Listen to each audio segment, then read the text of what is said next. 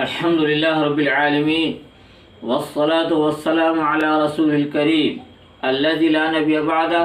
وعلى آله وصحبه أجمعين ومن تبعهم بإحسان إلى يوم الدين أما بعد فأعوذ بالله من الشيطان الرجيم بسم الله الرحمن الرحيم رب اشرح لي صدري ويسر لي أمري واحلل عقدة من لساني يفقهوا قولي. محترم ناظرین کرام اور میرے اسلامی دینی بھائیوں اور بہنوں، آج ہم آپ کے سامنے ایک دوسرے موضوع پر گفتگو کرنا چاہتے ہیں، جس کا عنوان یہ ہے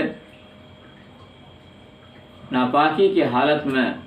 قرآنی دعا کا پڑھنا۔ ہم اور آپ جانتے ہیں کہ ناپاکی کی حالت میں قرآن چھونا جائز درست نہیں ہے۔ اسی طرح سے غسل واجب کی ناپاکی کی حالت میں قرآن مجید کی تلاوت بھی جائز نہیں ہے۔ اب ایک سوال پیدا ہوتا ہے، قرآن مجید کی تلاوت ہم نہیں کریں گے، لیکن بہرحال ہم دعائیں کرنا، ذکر کرنا، تسبیحیں پڑھنا کیا ہمارے لیے یہ جائز نہیں ہوگا؟ یقیناً ہمارے لیے جائز درست ہے، لیکن سوال دراصل یہ ہے کہ وہ ذکر یا وہ دعا جو من عن اس کے الفاظ قرآن مجید میں آئے ہیں، تو کیا ان قرآنی دعاؤں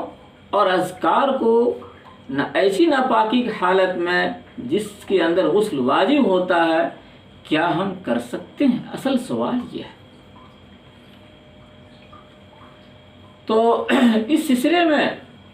جو سمجھنے کی ضرورت ہے وہ یہ ہے کہ قرآن مجید کی وہ دعا یا قرآن مجید کی وہ آیتیں جن آیتوں کے اندر دعا یا اللہ کا ذکر کا مضمون ہے، تو علماء نے لکھا ہے کہ ایسی دعائیں اور ایسے اذکار جو قرآن مجید کے اندر آئے ہیں، لیکن وہ ان آیات کو جن کے اندر اللہ کے ذکر اور دعا کا تذکرہ ہے، ان کو ہم ذکر کے ارادے سے اور دعا کے ارادے سے ہم پڑھنا چاہیں تو پڑھ سکتے ہیں، اس میں کوئی حرج کی بات نہیں ہے۔ اس لیے کہ جب اس طرح کی آیتوں کو ہم دعا کے ارادے سے پڑھیں گے اور ذکر کے ارادے سے ہم جب پڑھیں گے تو ان آیتوں کا حکم قرآن ہونے کا باقی نہیں رہتا ہے، قرآن ہونے کے حکم سے وہ نکل جاتی ہیں۔ اب ان آیتوں کا حکم جو رہتا ہے وہ رہتا ہے دعا کا حکم، ذکر کا حکم۔ جس طرح سے عام حدیث شریف کے اندر جو اذکار اور دعائیں آئے ہیں،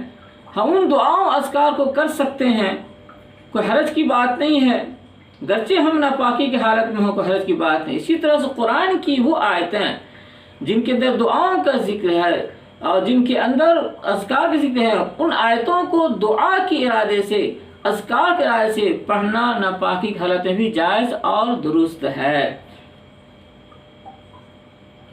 علامہ نجی مصری نے صاف لفظوں میں لکھا ہے، ان القرآن یخرج عن کونہ بالقصد فجوزوا للجنب والحائض قراءة ما فيه من اذکار بقصد الذکر والادعیۃ بقصد الدعاء۔ قرآن کے حکم سے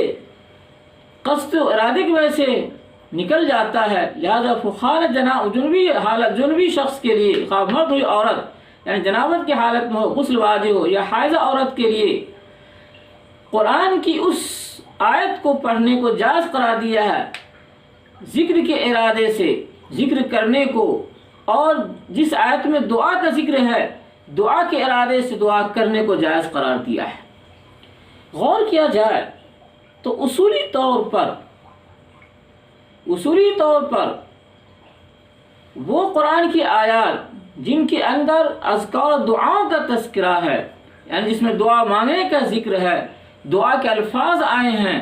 وہ آیت جن کے اندر ذکر کے الفاظ آئے ہیں، ان کی دو حیثیتیں ہیں۔ ایک تو قرآن ہونے کی حیثیت ہے، ایک دوسری حیثیت نفس دعا اور ذکر کی حیثیت ہے۔ لہذا قرآن کی تلاوت کے ارادے سے اس کی تلاوت کرنا تو ناپاکی کی حالت میں بالکل جائز درست نہیں ہوگا۔ ناپاکی سے مراد یہاں پر یہ ہے جس میں غسل واجب ہوتا ہے، تو غسل واجب کی ناپاکی کی حالت میں زبانی پڑھنا بھی جائز درست نہیں ہوگا، اور اس طرح کی آیتوں کو زبان پر لانا درست صحیح نہیں ہوگا۔ اگر کوئی لائے گا تو بڑا گنہگار ہوگا، اور اللہ کی نگاہ میں ایسا شخص مجرم ٹھہرے گا۔ ہاں، اگر ان آیتوں کو جن کے اندر دعاؤں کا ذکر ہے اور جن کے اندر ذکر کا ذکر ہے، ان کو دعا اور ذکر کے ارادے اور قصد سے اگر کوئی آدمی اگر پڑھتا ہے تو جائز درست ہے۔ تو اس طرح کی آیتوں کا اصولی طور پر حکم یہ ہے کہ فقہ کا قاعدہ علوم المقاصد یہاں کہ قصد ارادے کی وجہ سے بہت سارے کاموں کا حکم بدلتا ہے، مختلف ہوتا ہے، لہذا اس طرح کی آیتوں کا حکم قصد ارادے کی وجہ سے مختلف ہوگا۔ یعنی تلاوت کے ارادے سے پڑھنا ناجائز ہوگا، لیکن دعا ذکر کے ارادے سے پڑھنا جائز درست ہوگا، کوئی گناہ نہیں ہوگا۔ لہذا معلوم یہ ہوا